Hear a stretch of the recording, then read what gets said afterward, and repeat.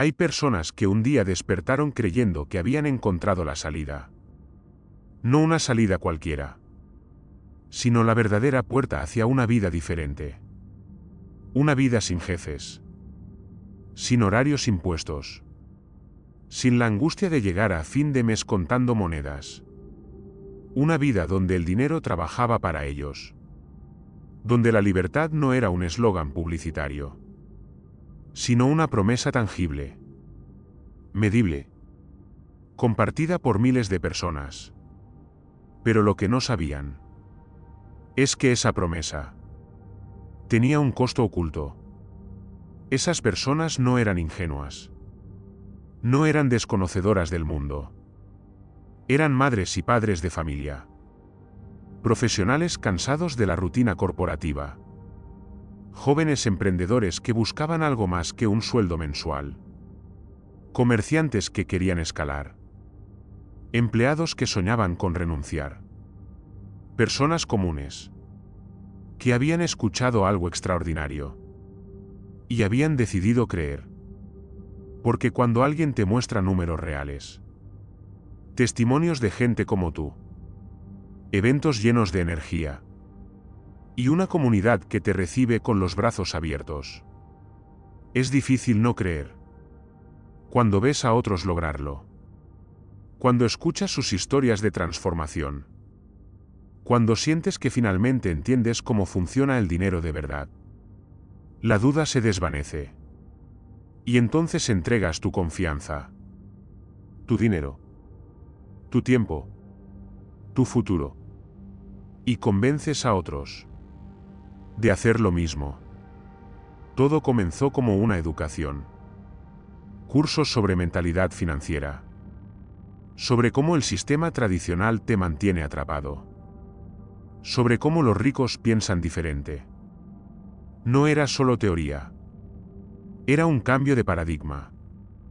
Y durante un tiempo, todo parecía tener sentido. La empresa no era solo una plataforma de inversión. Era un movimiento. Tenía cursos de desarrollo personal, coaching para emprendedores, capacitaciones sobre criptomonedas y tecnología blockchain, eventos presenciales donde conocías a cientos de personas que compartían tu visión. No era frío ni distante. Era cálido, humano, aspiracional.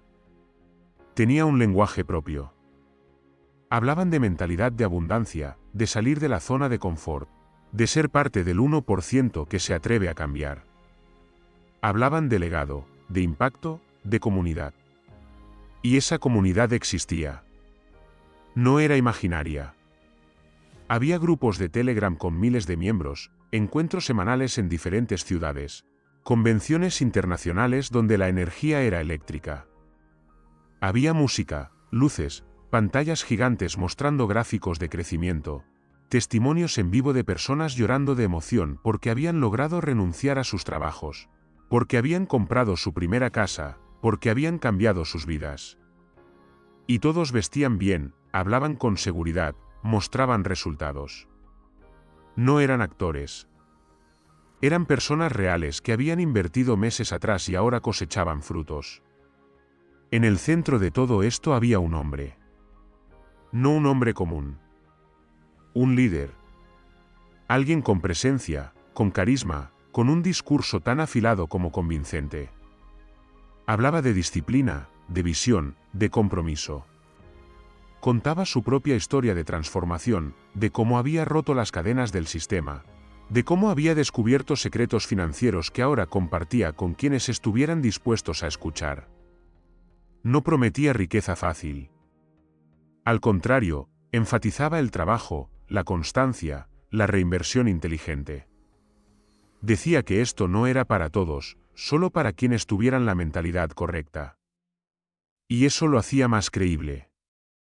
Porque no te vendía un sueño infantil, te vendía una oportunidad seria para gente seria. Vestía trajes impecables, viajaba en primera clase, mostraba una vida de éxito sin pedirte que lo idolatraras sino que lo imitaras. Decía que él ya había llegado y ahora extendía la mano para que otros subieran. Y la gente lo seguía. No con ceguera sino con admiración genuina. Porque veía en él lo que quería ser. Porque escuchaba en sus palabras la confirmación de que era posible. El ecosistema crecía. Mes tras mes, país tras país, la red se expandía.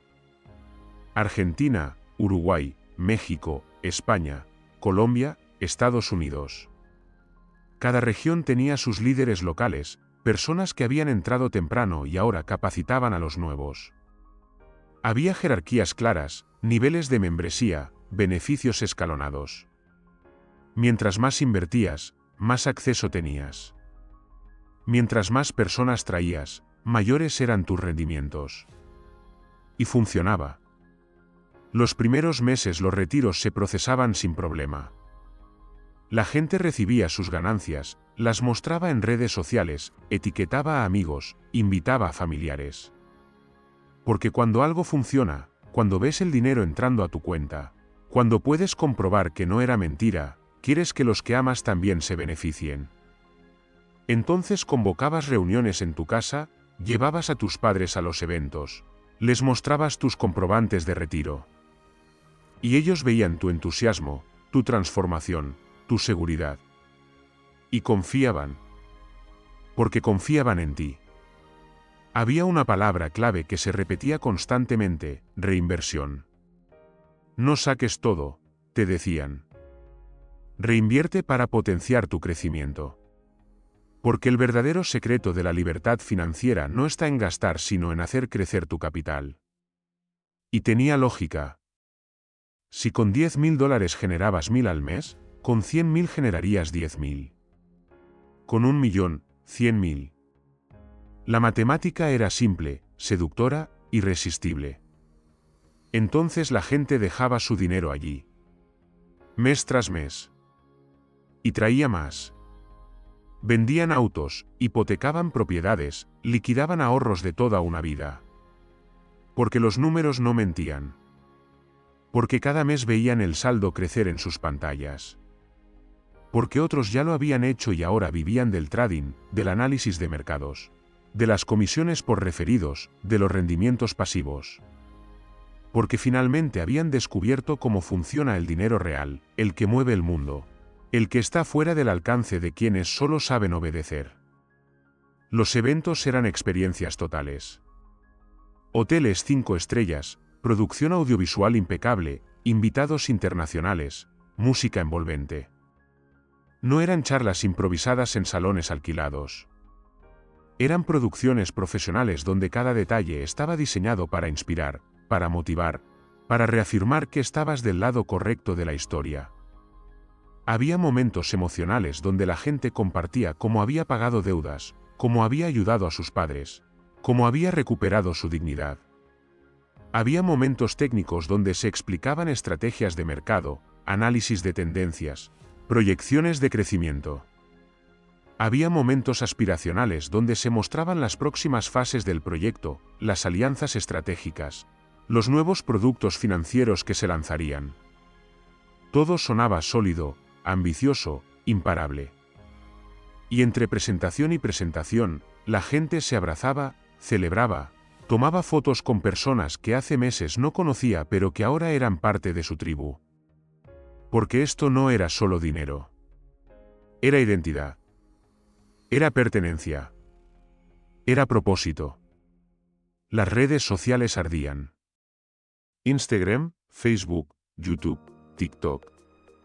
Testimonios diarios de personas mostrando sus retiros, sus nuevos autos, sus viajes, su libertad.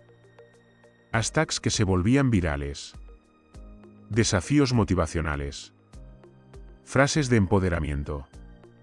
Imágenes de oficinas modernas con pantallas de criptomonedas, de equipos internacionales trabajando, de gráficos ascendentes.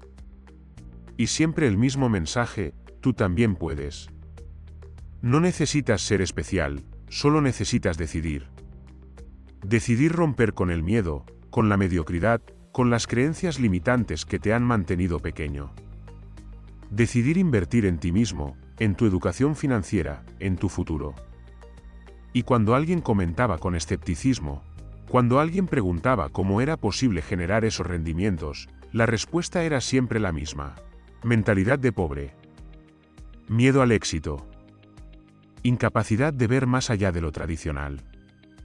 Y esa respuesta no solo desacreditaba la duda, también generaba presión social. Porque nadie quería ser visto como alguien con mentalidad de pobre.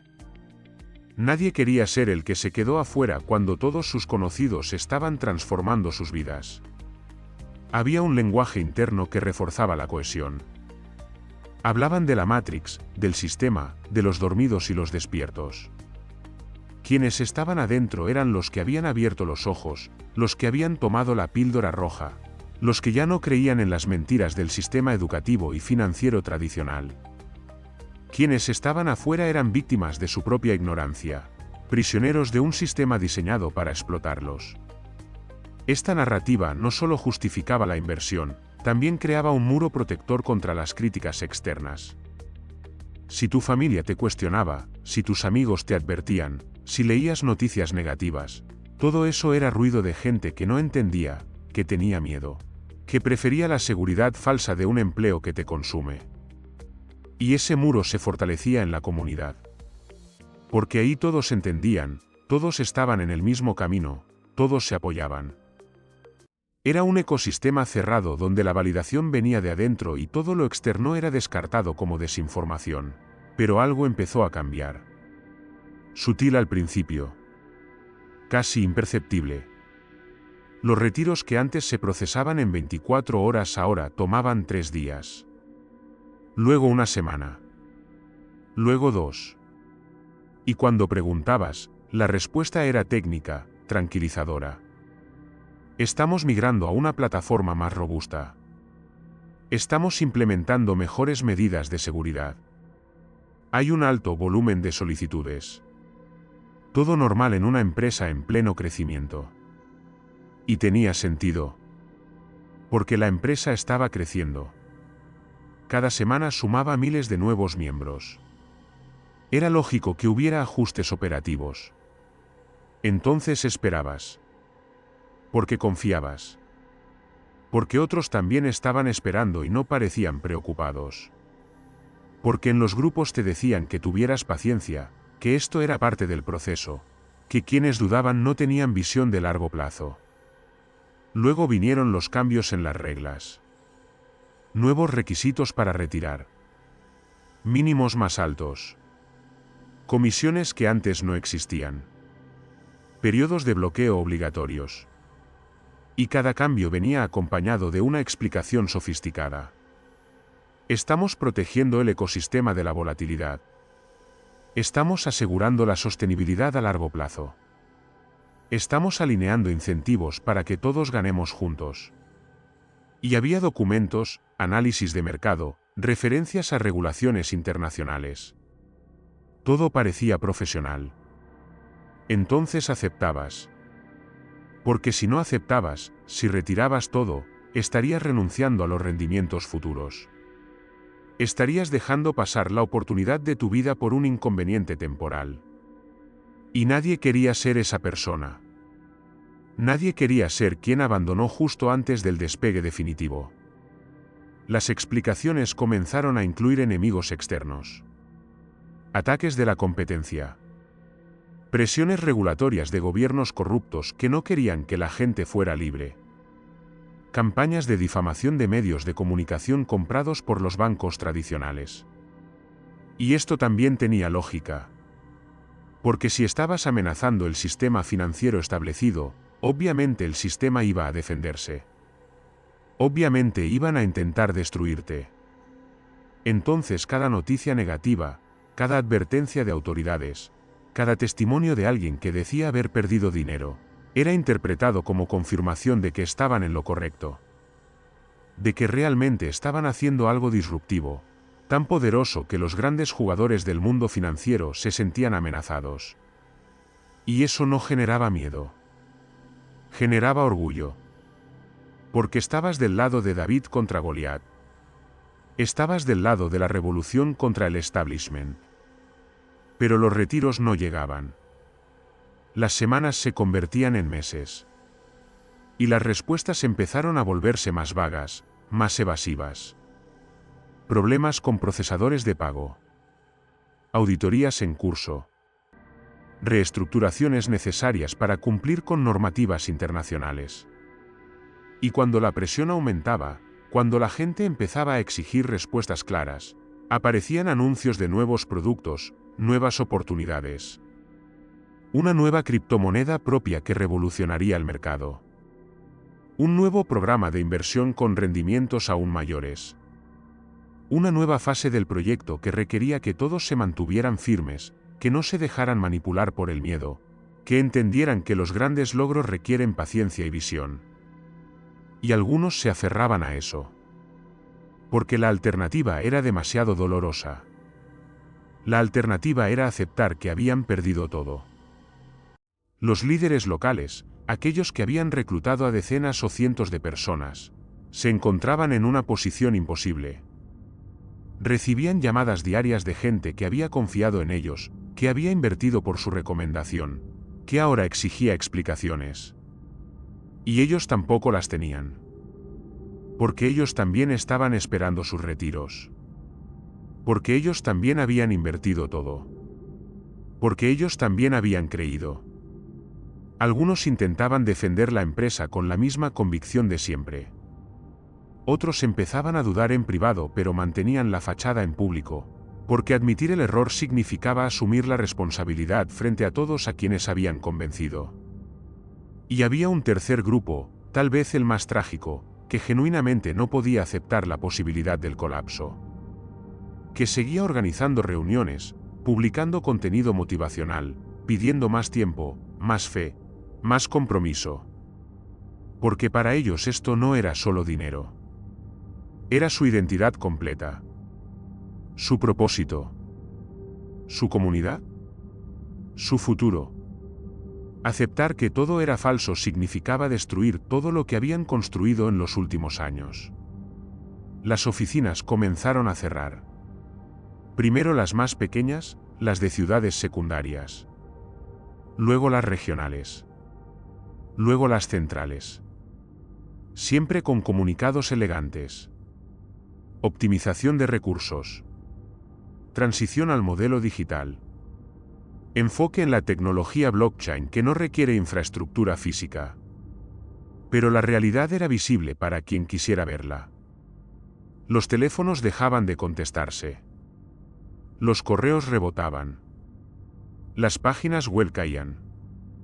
Los grupos de Telegram se llenaban de confusión, de teorías contradictorias, de gente pidiendo calma y gente exigiendo acciones legales. Y en medio de todo eso, silencio de la cúpula. Silencio del líder que meses atrás estaba en todos los eventos, en todas las redes, en todas las conversaciones. Silencio de quienes manejaban millones de dólares de miles de personas que ahora no sabían si iban a recuperar algo. La negación es una fuerza poderosa. Incluso cuando las señales son obvias, incluso cuando la evidencia es abrumadora. La mente humana puede construir narrativas alternativas para protegerse del dolor. Entonces había quienes insistían en que todo era temporal, que los fondos estaban seguros, que esto era una estrategia para sacudir a los débiles y quedarse solo con los verdaderos creyentes. Había quienes culpaban a los que habían entrado en pánico y retirado fondos prematuramente, diciendo que ellos habían causado una corrida que destruyó la liquidez. Había quienes creían que el líder estaba siendo perseguido injustamente, que era un visionario incomprendido, que regresaría cuando pasara la tormenta. Y mientras tanto, el tiempo seguía pasando. Y el dinero no aparecía. Y las familias empezaban a romperse. Porque esto no era solo dinero abstracto. Era el dinero de la jubilación de padres que confiaron en sus hijos. Era el dinero de la venta de la casa familiar. Era el préstamo del banco que ahora había que pagar sin tener los ingresos prometidos. Era el dinero que se había tomado prestado de amigos con la garantía de devolverlo con intereses. Era el dinero destinado a tratamientos médicos, a educación de los hijos, a emergencias. Y ahora no estaba. Y no iba a volver. Y había que enfrentar a todas esas personas. Había que explicarles qué había pasado. Había que cargar con la culpa de haberlos convencido. Había que vivir con la vergüenza de haber sido parte de algo que destruyó vidas. Las denuncias comenzaron a multiplicarse. Primero en redes sociales. Luego en medios de comunicación. Luego en fiscalías y juzgados. Y con cada denuncia emergían más historias. Personas que habían perdido los ahorros de toda una vida. Familias endeudadas por generaciones. Gente que había abandonado sus empleos convencida de que vivirían de rendimientos pasivos y ahora no tenían ni ahorros ni trabajo. Personas que habían peleado con sus familias por defender la inversión y ahora no sabían cómo pedir perdón. Personas que habían reclutado a sus seres más cercanos y ahora cargaban con la responsabilidad de sus pérdidas. Y en medio de todo esto, el líder finalmente apareció. No en un evento masivo. No en una conferencia de prensa. En un vídeo grabado desde algún lugar sin identificar. Con un discurso que mezclaba victimización, justificaciones técnicas y promesas de que todo se resolvería. Un discurso que no convenció a nadie porque ya era demasiado tarde. Porque la confianza, una vez rota, no se reconstruye con palabras. La verdad, cuando finalmente se hizo evidente para todos, era más simple de lo que parecía. No había tecnología revolucionaria. No había estrategias de trading sofisticadas. No había fondos de inversión diversificados. No había nada generando valor real. El dinero de los nuevos participantes pagaba los rendimientos de los participantes anteriores. Cada retiro exitoso, cada ganancia mostrada en redes sociales, cada testimonio de transformación financiera, estaba financiado por el dinero fresco que seguía entrando. Mientras el flujo de nuevos miembros creciera, el sistema funcionaba. Mientras la gente siguiera reinvirtiendo en lugar de retirar, el sistema funcionaba. Pero en el momento en que el crecimiento se desacelerara, en el momento en que más gente quisiera salir que entrar, el colapso era inevitable. No por factores externos. No por ataques del sistema. No por mala suerte. Sino porque así estaba diseñado desde el principio. Porque nunca hubo forma de que todos recuperaran su dinero más las ganancias prometidas. Porque matemáticamente era imposible. Todo lo demás había sido escenografía. Los cursos, las capacitaciones, los análisis de mercado, los eventos masivos, el lenguaje técnico, las referencias a blockchain y criptomonedas, la comunidad, los líderes carismáticos. Todo había sido una estructura cuidadosamente diseñada para darle legitimidad a algo que no la tenía. Para hacer que personas inteligentes, trabajadoras, responsables, creyeran que estaban tomando una decisión financiera sólida cuando en realidad estaban alimentando una máquina que los destruiría. Y no era que estas personas fueran tontas o ingenuas. Era que el sistema estaba diseñado para parecer real. Para activar todos los mecanismos psicológicos que nos hacen confiar. Prueba social, escasez, autoridad, reciprocidad, compromiso, pertenencia. Cada elemento estaba ahí con un propósito. Cada detalle había sido calculado. El líder eventualmente fue detenido. No en el país donde todo comenzó, sino en otro continente, intentando continuar con nuevos proyectos bajo nuevos nombres. Y cuando fue detenido, cuando su imagen apareció en noticieros internacionales, algunos de quienes habían perdido todo sintieron alivio. La confirmación de que no habían sido paranoicos, de que sus sospechas eran fundadas, de que realmente habían sido víctimas de algo diseñado para engañarlos. Pero otros sintieron algo diferente. Sintieron que incluso esa detención era parte de una conspiración más grande, que las verdaderas fuerzas detrás de todo seguían libres, que el líder era solo un peón. Porque aceptar la verdad completa significaba aceptar que habían entregado su futuro a una mentira tan evidente, que ahora se preguntaban cómo no la vieron antes. Generación Zoe y Leonardo Cositorto se convirtieron en nombres conocidos. En símbolos de algo más grande que ellos mismos. Porque no fueron los primeros ni serán los últimos. Porque la estructura que construyeron, las técnicas que usaron, las narrativas que desplegaron, No murieron con el colapso de esa empresa específica. Están vivas, mutando, adaptándose, emergiendo con nuevos nombres en nuevos contextos. Porque mientras exista necesidad económica, mientras exista deseo de escapar de la rutina sofocante del trabajo tradicional, mientras exista la promesa seductora de la libertad financiera, habrá sistemas diseñados para explotar esos anhelos legítimos. Y estos sistemas seguirán evolucionando. Aprenderán de sus errores. Se volverán más sofisticados. Incorporarán nuevas tecnologías. Usarán lenguajes más convincentes. Construirán comunidades más cohesionadas. Hoy hay personas perdiendo sus ahorros en estructuras idénticas con diferentes nombres. Hay familias rompiéndose por discusiones sobre inversiones que suenan demasiado buenas para ser verdad, pero que están respaldadas por testimonios reales, por eventos impresionantes, por líderes carismáticos. Hay gente abandonando empleos seguros convencida de que finalmente entendió cómo funciona el dinero de verdad. Y hay otras personas, tal vez más, que ya pasaron por esto. Que perdieron todo. Que todavía cargan con la vergüenza, con la culpa, con el dolor de haber arrastrado a sus seres queridos. Que no hablan de ello porque es demasiado doloroso. Que prefieren el silencio a la humillación de admitir públicamente lo que les pasó. El dinero sigue moviéndose en las sombras. De mano en mano, de cuenta en cuenta, de promesa en promesa. Y cada transferencia deja una estela de esperanza que eventualmente se convierte en ceniza. Cada nueva versión de estas estructuras se alimenta de los mismos sueños que alimentaron a las anteriores. Porque el deseo humano de seguridad, de libertad, de dignidad económica, no es un defecto que deba corregirse. Es una aspiración legítima que merece caminos reales, no espejismos diseñados para desaparecer justo cuando más se necesitan. Pero distinguir entre lo real y el espejismo requiere algo que la urgencia económica y el dolor de la rutina dificultan enormemente: tiempo, distancia emocional, escepticismo saludable.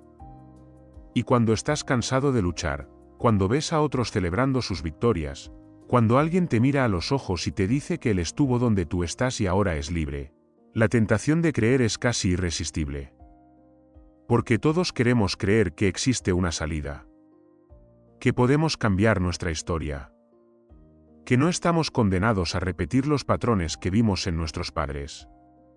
Y esa necesidad de creer, tan humana y tan comprensible, es exactamente lo que hace que algunos sigan construyendo castillos de palabras sobre fundamentos inexistentes, sabiendo que eventualmente colapsarán, pero también sabiendo que para cuando eso suceda, ellos ya estarán lejos, construyendo el siguiente.